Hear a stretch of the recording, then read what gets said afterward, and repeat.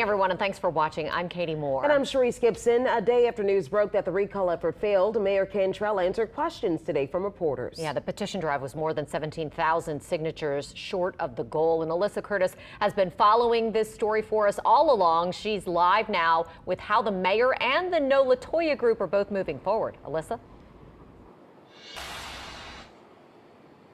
That's right, guys. Both the mayor and the group that tried to get her out of office are moving forward, but in very different directions. Of course, the mayor is happy that the recall effort against her has failed and says she's focused on doing the work for the city. But the No Latoya recall group says this is not the end.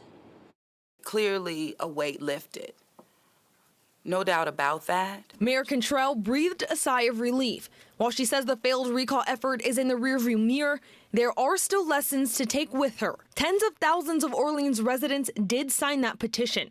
She says she's looking at those signatures the same way she looks at elections. I will always listen, create consensus and balance, and stand and make a decision and move forward.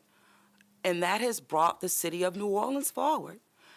And I can only do so much, but I'll do everything that I can do for those who signed the petition and definitely for those who did not. But again, I go back to every election that I faced, and now I have a recall to add to that. But the recall organizers say they're not done. Vice Chair of the recall petition, Eileen Carter, appeared on WWL Radio Wednesday.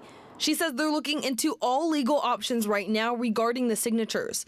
Carter also says what still doesn't make sense is the process. We plan on, putting forth legislation to the inaccuracies that we have seen throughout this process. Like I said before, with the privacy of the voter laws, as well as, the process of recalling. We had to get more signatures than she even, got to get elected. Mayor Cantrell agrees the recall process is flawed. It's flawed, and it took this to happen to me, to be a lesson. We are still trying to pry answers from the Registrar of Voters' office about the certification process. We're asking to inspect the public records that Sandra Wilson is required by law to allow us to do. I stopped by her office again Wednesday. So we're trying to see if we can get any information at all.